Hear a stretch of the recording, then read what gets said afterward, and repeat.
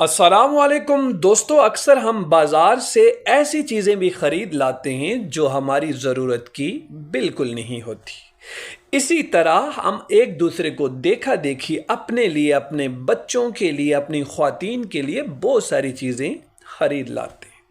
दोस्तों, अगर हम बाज़ार में हों या सफ़र में हों, बाद दफ़ा हमारे जेब से 1000, 1500 या 2000 या 3000 रुपया गिर जाए तो हम ज़्यादा मुशक्क़त के बायस उसे तलाश नहीं करते, बल्कि ये कहकर आगे चल पड़ते हैं, अरे बाबा थोड़ी सी कीमत तो थी, थोड़े ही से तो पैसे थे।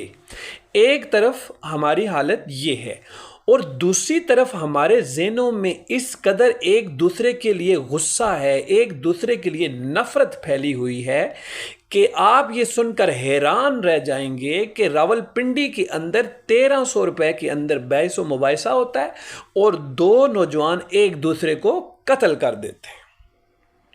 दोस्तों, हमारे माशरे की बेहिसी का ये आलम है कि हमारे माशरे में इंसानी जान इतनी सस्ती हो चुकी है, यानी 1300 रुपए के अंदर दो इंसान कत्ल होते हैं और उसके बाद आप ये जानकर हैरान रह जाएंगे, बजाय हमारी इंसानियत के ऊपर सवाल करने के, यानी हमारे दरमियान एक नई कंट्रोवर्सी चल पड़ती है, हम यानी उसको पंजाबी और पश्तून की बहस में लगा देते हैं।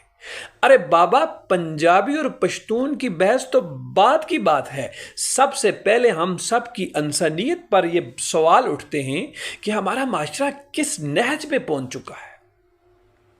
हम रोज ऐसे वाक़यात सुनते हैं, लेकिन हम रोजाना लाशें गिनते हैं, उन्हें दफनाते हैं। हमारा ज़मीर लाशें गिनता तो ज़रूर है, मगर हमारा ज़मीर उन लाशों को देखकर न रोता है न उस पर जिंदा होता है, बल्कि हमारा ज़मीर और मुर्दा होता जा रहा है।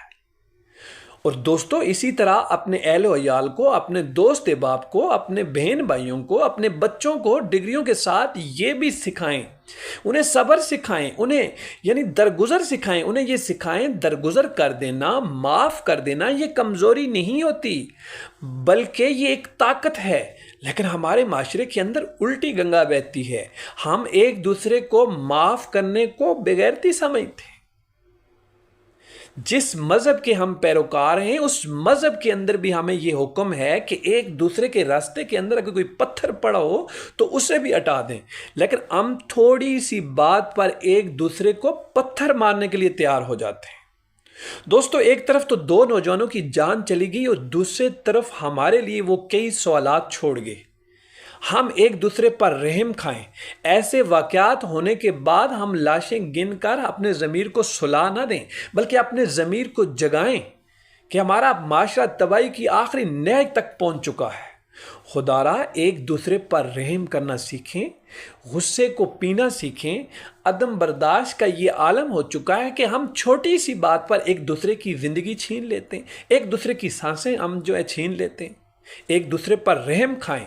अगर हम एक दूसरे पर रहम नहीं खाएंगे, इसी तरह एक दूसरे पर जुल्म, तशद्दुद, बर्बरियत पर उतर आएंगे, तो ये माशरा तबाह बर्बाद हो जाएगा और ये